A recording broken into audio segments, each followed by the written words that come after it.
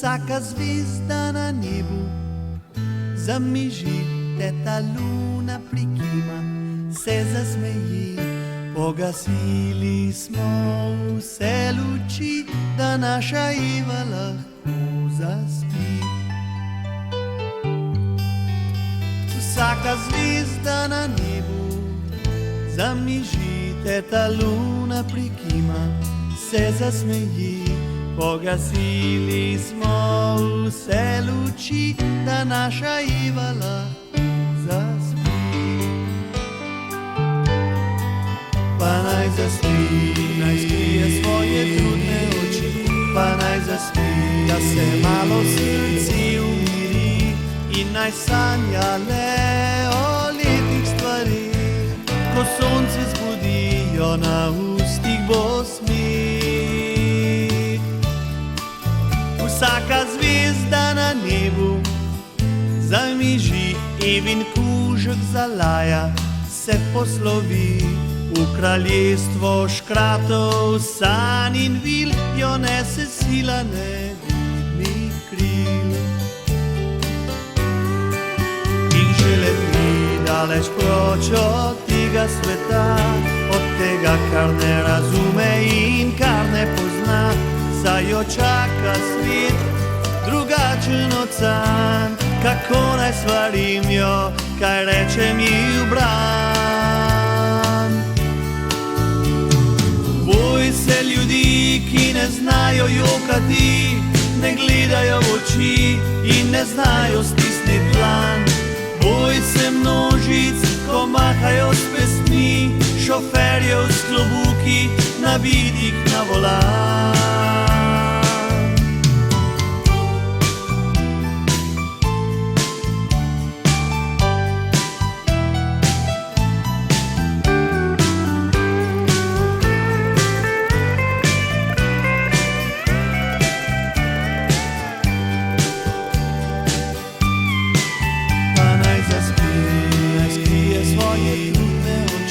Pa naj zaspi, da se malo srce umiri in naj sanja le o lepih stvarih, ko sonce zbudijo na ustih bo smeh. Vsaka zvezda na nebu zamiži, ta luna prikima, se zasmeji. Pogasili smo vse luči, da naša Iva lahko zaspi.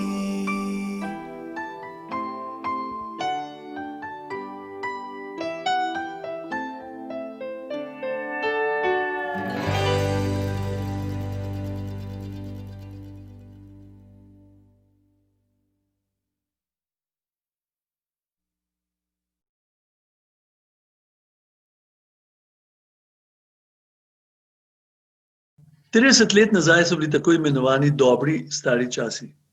Vendar vprašanje, če je bilo res tako. Takrat, ko sem jaz odhajal v Nashville, je bila na pragu državljanska vojna. Jaz sem bil brez denarja, 7 let nisem nič snel, koncerti so se ustavili in stvari niso izgledale tako lepo, kot izgledajo danes, ko gledam nazaj.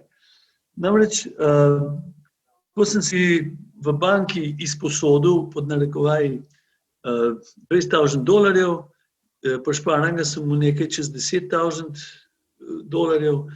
tako da sem šel s $30,000 v Ameriko, kar seveda ni bilo zadosti za snemanje, ampak okej, tisto smo kasneje poravnali. Vendar ni izgledalo tako lepo, čeprav se je kasneje izkazalo, da je ta plata pač dobila neke svoje odjemalce in glede na to, da sem bil takrat zelo blizu še založbi kaset in plošč, nisem več bil zaposlen tam, sem pač poznal tam ljudi in so mi povedali, da se prodaja 5 do 7 tisoč v glavnem kaset na teden.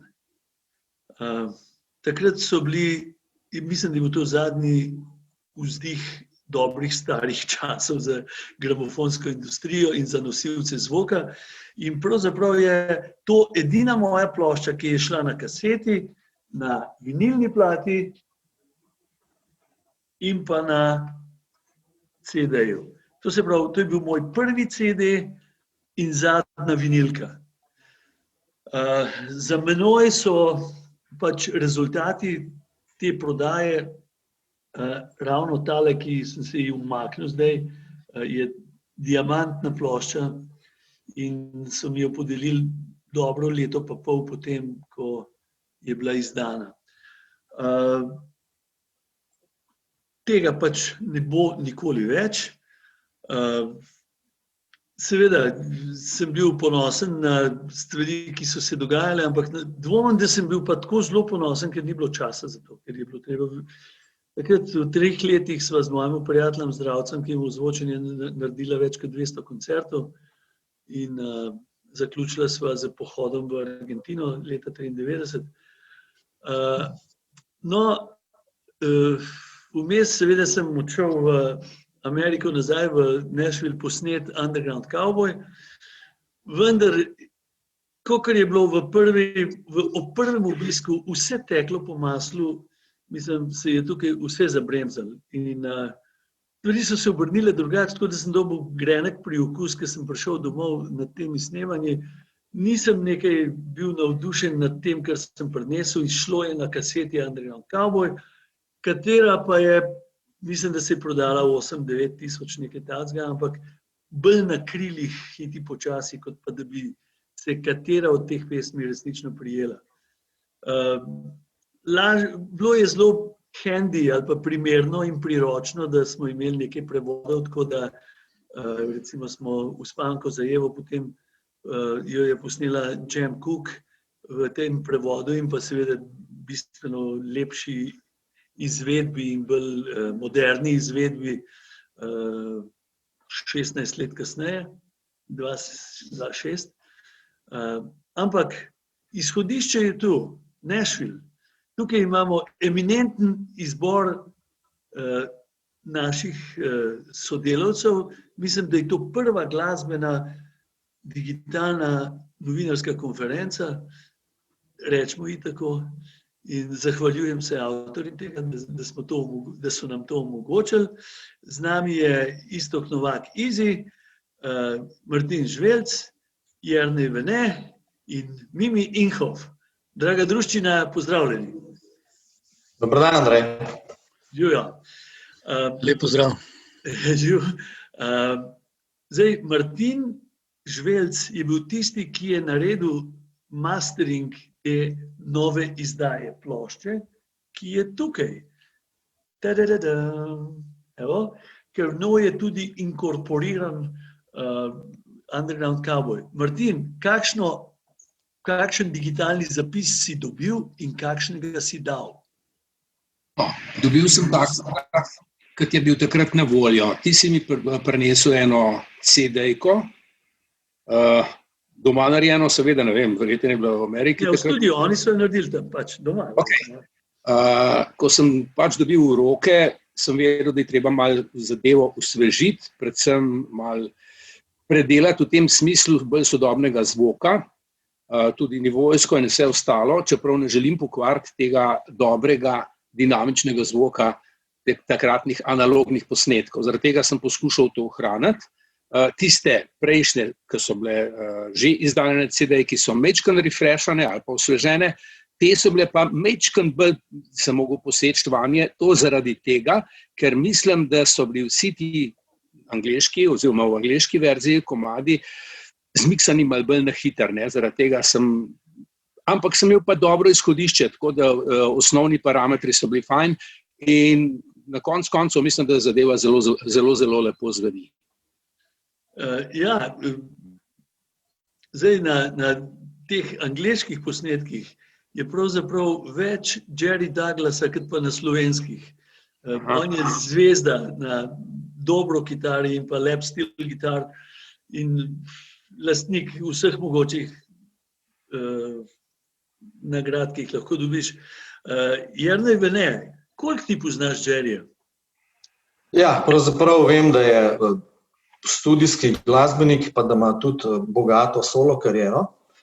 da je bil čez 30krat nominiran za Gramija in je pobral 14 Gramijev. Ne vem sicer točno za katere plošče, pa za katere posnetke. Gre pa za človeka, ki prihaja tudi v specializirane kitaristične revije, ne samo recimo kakšne countryjaške, ampak tudi tja, kjer berejo tisto tematiko rockovski, bluesovski, jazzovski kitaristi in se potem učijo od njega. Ne.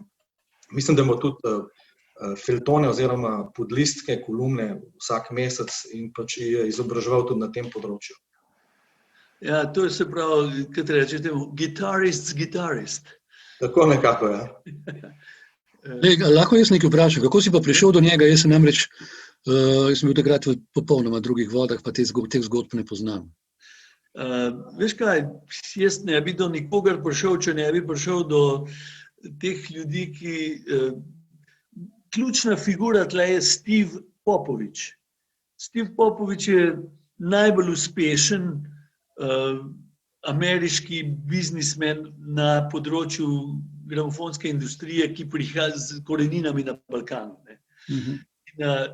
In Steve je pravzaprav imel ogromno opravka z kariero Michaela Jacksona, ko je šel solo, Kris Kristoffersona, v času, ko sem bil jaz v Nashvillu, no, to je pa zanimivo, je kariera Johnny Casha bila na dnu, nihče ga tudi povohal. Potem je on prišel za A&R v Polygram Nashville, to je posebna divizija, seveda, in je oživil Johnnyja Casha ponovno, to se pravi, zaradi Steva ga imamo. In mi smo imeli namen se z njemu srečati in takrat ga je blazno zob bolel in ga nismo videli, ampak z njegovo ženo, June Carter, ki prihaja iz Carter Family, če ste gledali Men in Black, igrajo, pozabil, skratka, June Carter je v njegovem življenju odigrala bistveno vlogo, namreč on je bil zapit, zadrugiran, rock'n'roller in ona ga je za svojo evangelistično vzgojo na jugu pripeljala do tega, da se je streznil, da je, skratka, ni več, nehal je pit, nehal se drugirati in ona dva sta imela velik vpliv tudi na Krisa Kristoffersona, ki je prav napisal pesem za njiju, To Beat the Devil. In on reče v nagovoru, ko govori, preden začne pesem pet, prav, and thanks to John and June, who helped show me how to beat the devil. Ne? Skratka, te južnaške naveze imajo popolnoma nek svoj prizvok od tistega, ki sem jaz poznal. Recimo, jaz nisem vedel, kdo je Alan Jackson. Alan Jackson je svetovni, še zdaj, country star. Recimo. Potem na enem od teh koncertov, ki sem pač imel backstage pass, vzadaj so pirtalali in tako, prihaja nekdo s črnim klobukom proti meni, da se postavijo v vrsto in jaz mu rečem, you are first, I can wait. Pa on pravi, by the accent I would tell you, not from here, are you? No, I am from Yugoslavia. That's far away. So why did you come here? I am recording an album. Oh, bro, you're recording an album? Where? What studio? Pa sem povedal, pa je rekel, I'm not familiar with that. Seveda nismo imeli studio, ker on ga ni mogel poznati. In sem pa rekel, what do you do? Pa prav, I'm a singer-songwriter myself. Sem rekel, what's your name? Pa prav, Garth Brooks. Sem pa rekel, are you any good? Pa prav, well, some people think so. Potem sem ga videl na odru, ki je dobil zlato ploščo, Garth Brooks, in seveda nikoli več v življenju. Potem je v Ameriki prodal več plošč kot Beatlesi. Skratka, in je bil v 90-ih letih in del novega tisočletja prvo country ime. No, skratka, tam srečaš lahko veliko ljudi, za katere ne veš, kdo so. No? In kako sem prišel do Jerry Douglasa? Steve Popovich, ponovno. Jaz sem pri Steveu tudi prvi del obiska spal, potem smo začeli snemati, sem bil pri Joeyju Miskulinu in ta punčka, ki je v tem videu igra Evo, je njegova hčerka 4-letna Katie in s Katie to je bila ljubezen na prvi pogled in ona me je tudi po nočnih studijih zjutraj budila, prezgodaj in njen stavek je pa bil: Are you lonesome when I'm not here on dry? Bil sem usamljen, ampak ob 7 zjutraj pa glih ne, no, ker smo hodili domov ob enih 3. Skratka, Joe Miskulin je pa tudi iz Clevelanda in se je preselil v Nashville in je imel ogromno dela kot vrhunski harmonikar. Martin Žvelc bo to razumel, ker tudi on bi lahko to kariero naredil. In tudi Joe Miskulin ima veliko teh polka Grammyjev in tako naprej, ampak pazi, on je bil več kot to. Po pesmi Umrla je država, če je kdo poslušal, kako je zaranžiral ta bras, ne, oziroma pleh, mi rečemo pleh po nemški. In je zelo jasno, da je on naredil tudi brass arrangement za U2, Angel of the Harlem.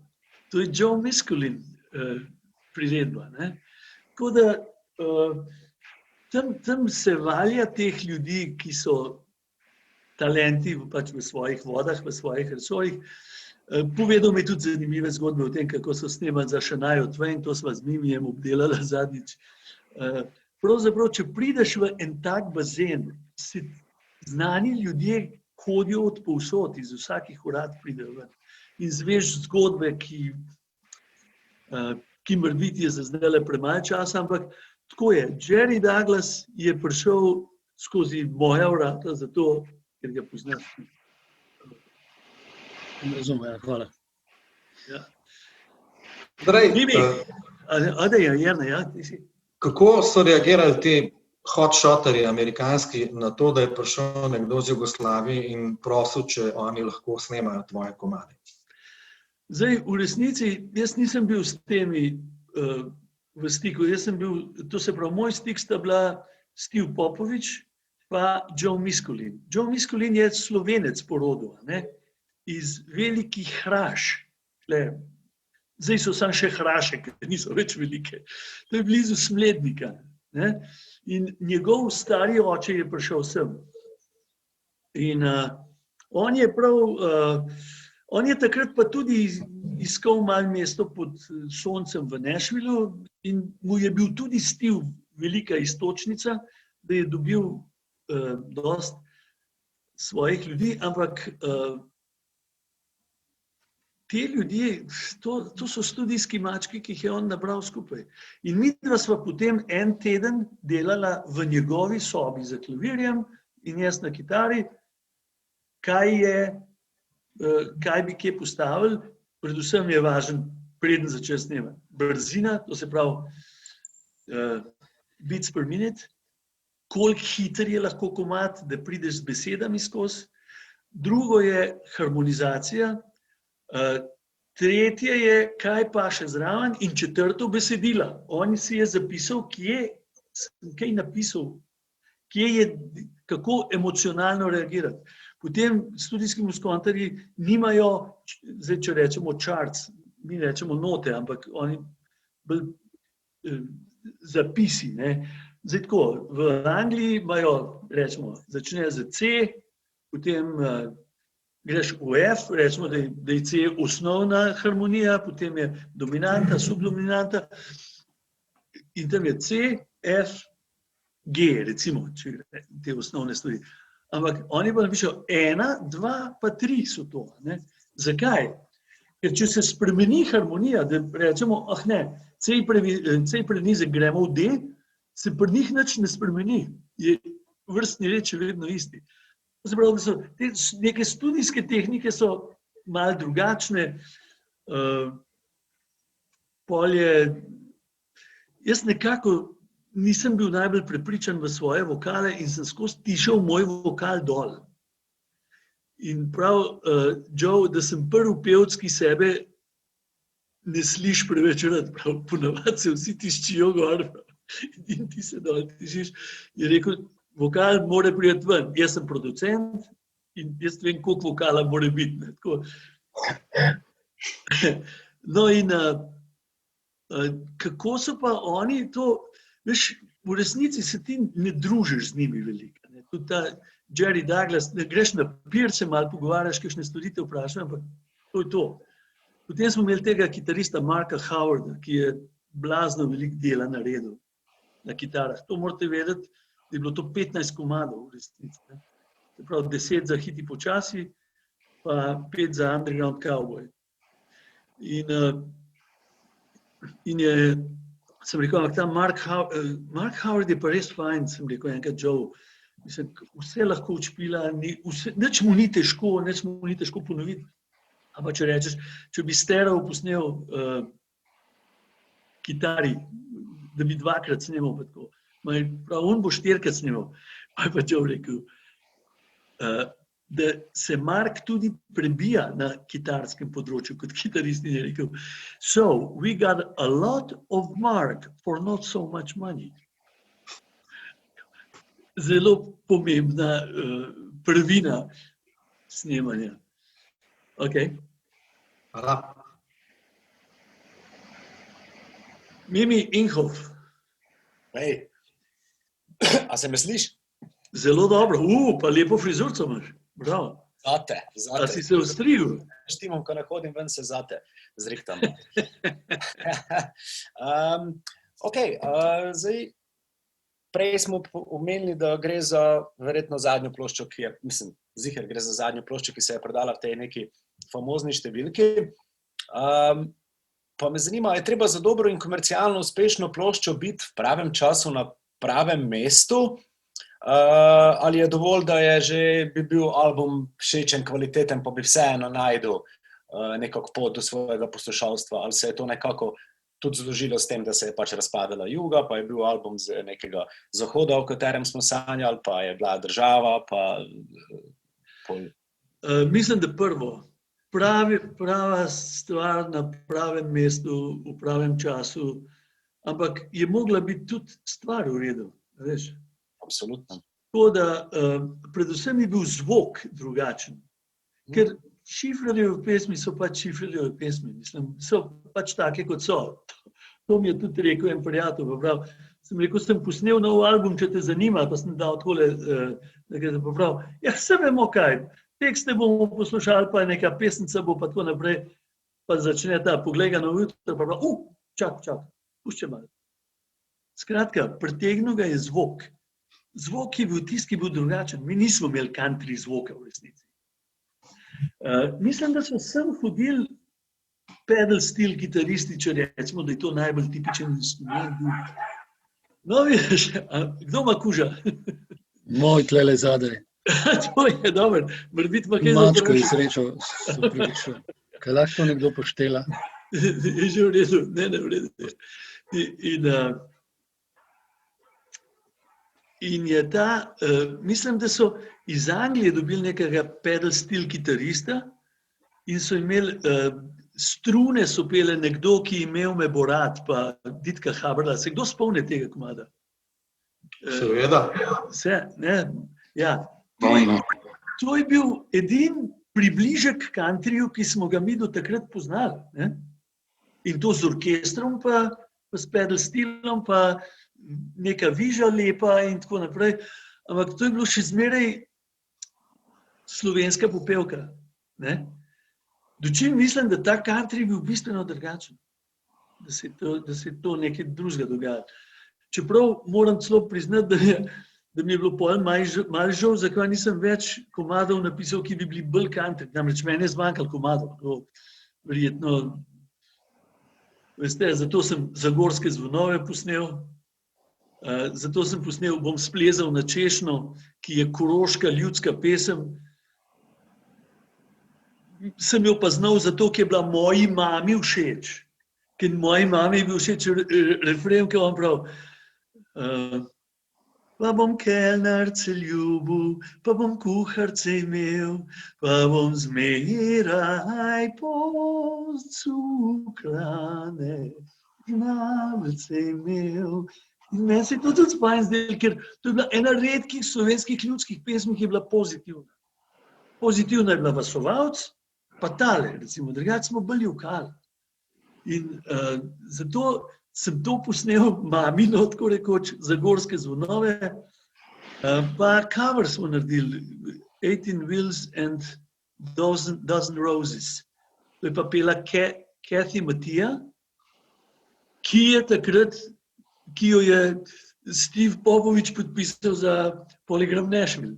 Skratka, jaz sem prišel z 6 komadi, pa sem rekel, ja, pa bom poj doma naredil druge. Mislim, kakšna neumnost. Da greš v Nashville, pa še rekel, 4 bom pa doma naredil. Potem Uspavanka za Evo ima čisto eno svojo zgodbo. Namreč, jaz sem samo refren, pa prvo kitico. Ne? In 82. leta, rečemo, da sem to naredil, ali pa, ja, kaj tacga, ki Eva se je rodila 80. 82. In je tudi primerno punčki, ki je še skoraj dojenček. Pa naj zaspi, da se malo srce in tako naprej.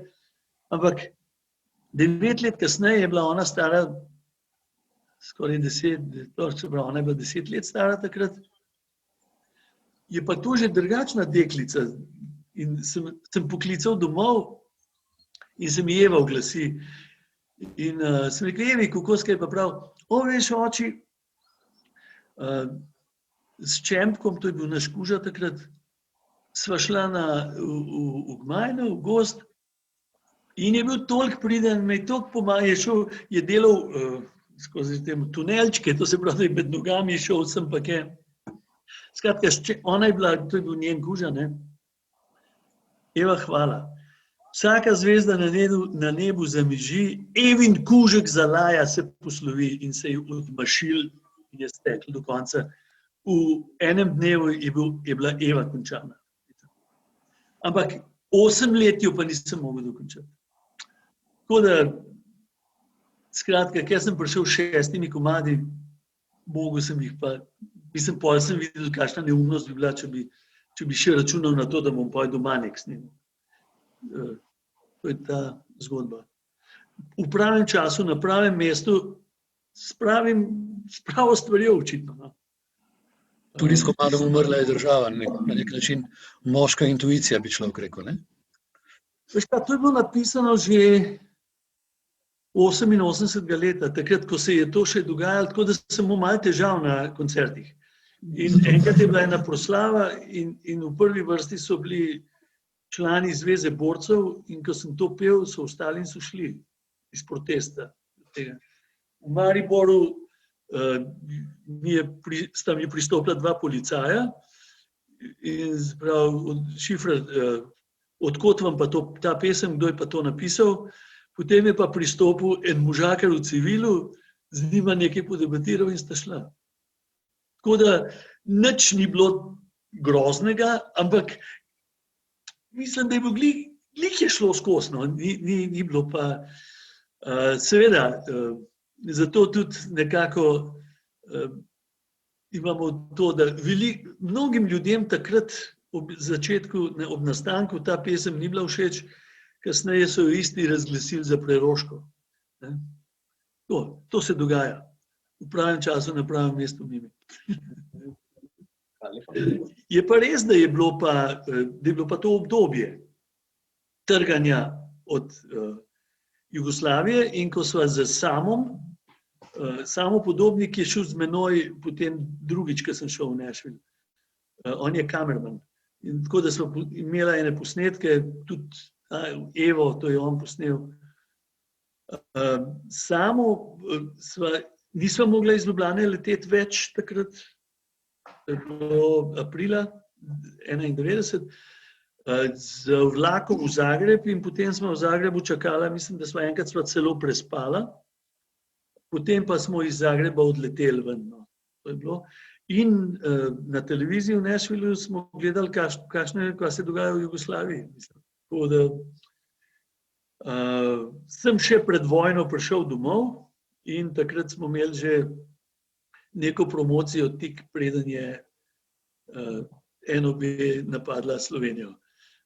To se pravi, da mislim, da smo mi imeli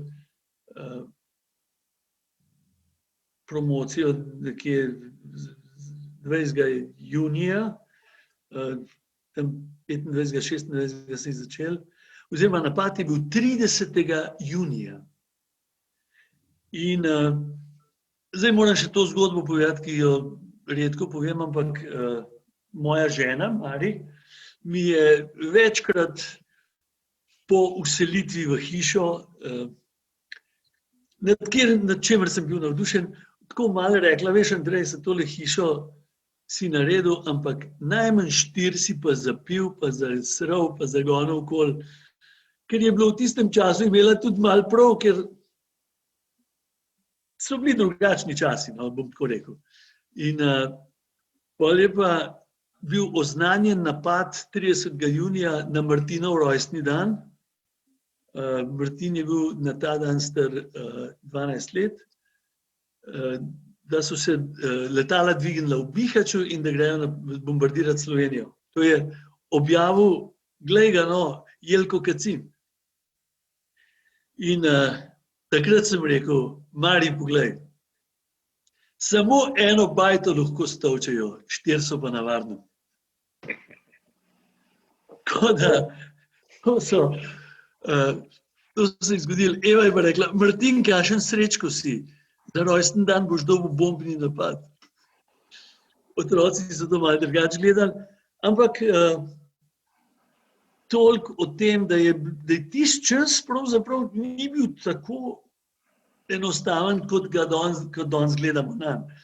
Zato sem prepričan, da bomo tudi to obdobje, ki ga vsi zdaj v teh težkih časih, pa tako naprej, jaz mislim, da bo tisti, ki boste še živi takrat, čez 30 let, boste rekli, ampak to so bili pa dobri stari časi, nikamor nismo smeli iti, bili smo doma, spoznali smo se med seboj, z otroci smo bili veliki. Skratka, veliko bo dobrih zgodb o teh dobrih starih časih. Amen. Andrej. Pripravljamo debata, vezana na 2020 ali kako? Kako? A se pripravlja torej nov album vezan na leto 2020? Ne, nič. Prosti, Jernej. Ja, kam bi uvrstil Hiti počasi v tvojo diskografijo? Se pravi, če se to sploh da rangirati, vem, da to je zelo osebna stvar. No, jaz mislim, da se te stvari težko rangirajo. No. Da ni, da pravzaprav, če gledam na Šifrerjevo kariero, tako, da izstopam, ne, je vsekakor bil prvi višek, zdaj pa gledamo čisto komercialno, ne, gledamo po prodaji, če tako, je bil ideja spod ideje. Dočim nekateri, ki so takrat bili pač mojih let, pravijo, da je Šifrer posnel Moj žulj pa pol nič več. Potem od šanka do šanka je čist zignoriran album, čeprav je, se mi zdi, gor nekaj posebnih stvari. Ideje spod ideje pa so se nabirale dolg časa. Predhodnik je bila dvojna mala plošča, vse manj dobrih gostiln, Moja dama, Debeluhi pa Oče. Studijski posnetki, no in takrat je že Martin Žvelc igral harmoniko na njih. To se pravi na Moj oče, tista harmonika je že Žvelčeva. 79. leta. No, potem smo pa te studijske posnetke dali na live stran z dodatkom Martinovega lulčka in tistih ljudskih napevov. Ampak to, da je pa to komadov naenkrat se pojavil, je pa tudi malo zasluga Robežnika, ki je rekel, Andrej, veš kaj, zdaj boš pa mogel začeti misliti na kaj novega, ker jaz imam občutek, da si se malo polenil. In pismo. kot lenuh, pa ne bi šel rad v glasbeno zgodovino. In sem takrat resno vzel njegove besede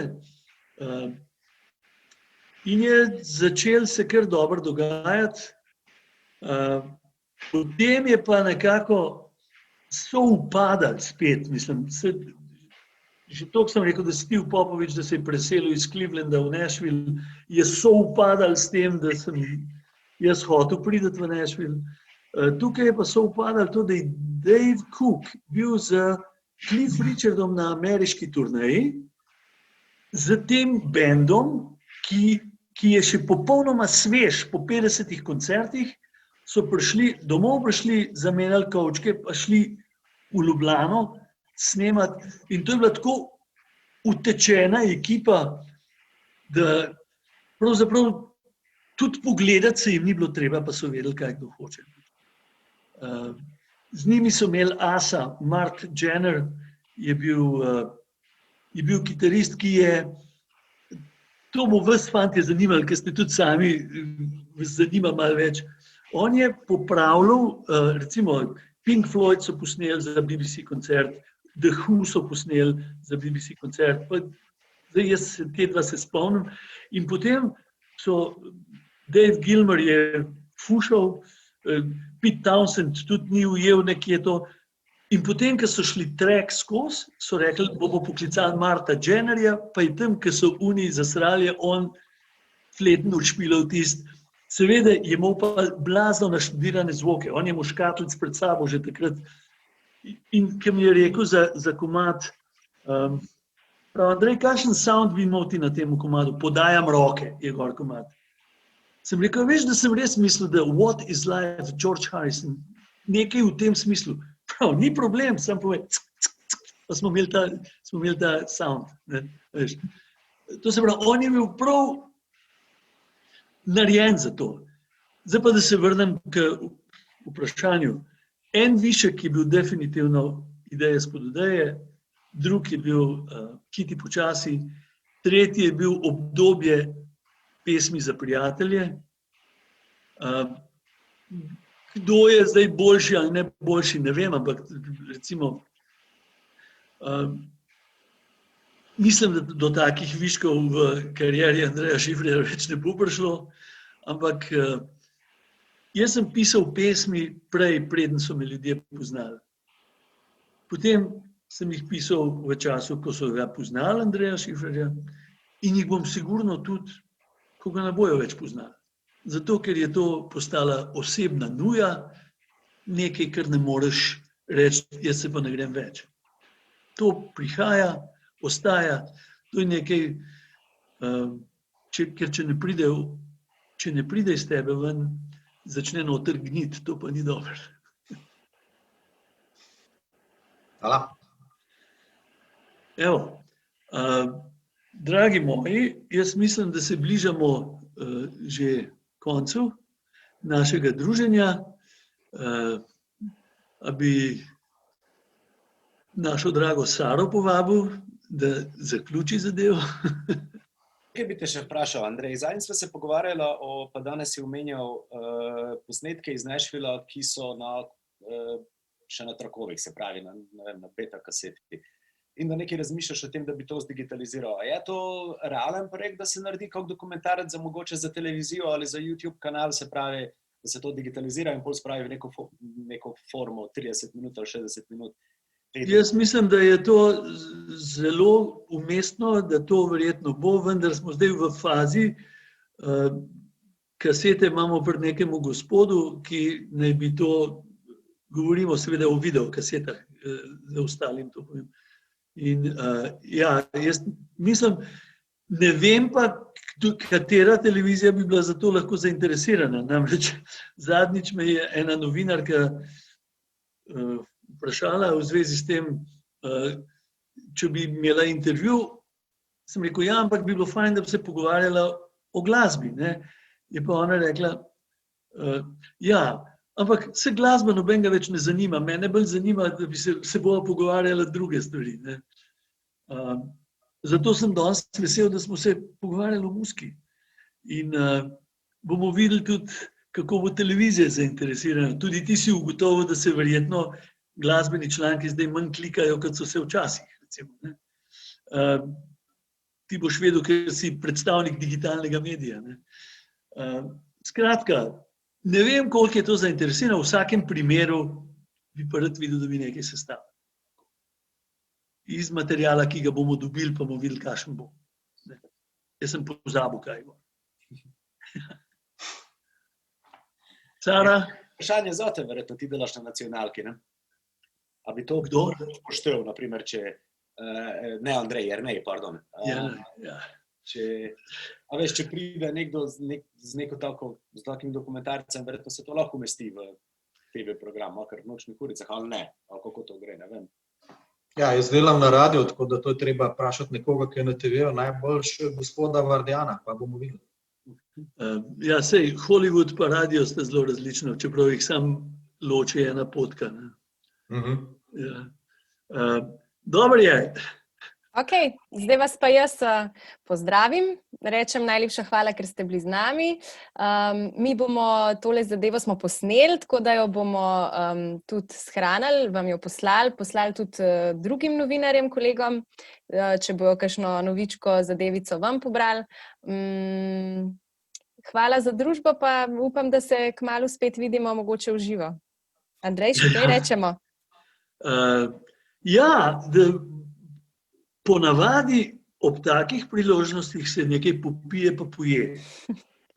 Tako da pejte zdaj vsak v svoj hladilnik, malo pojejte pa malo popijte. V teh časih vam ne morem želeti drugega. Zmenjeno. Hvala lepa, Sara, hvala ti. Hvala tudi vam. Ne, hvala, če poslušaš. Adijo. Adijo.